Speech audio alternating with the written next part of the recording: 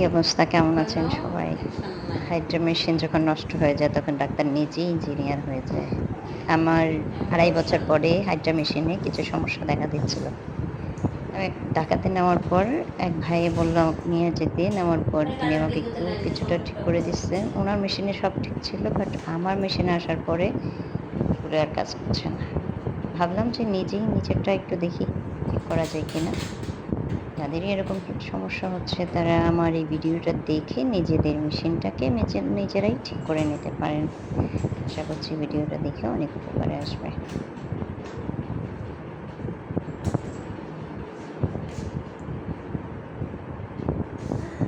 প্রত্যেকটা জিনিস দেখা গেছে দেখা যায়।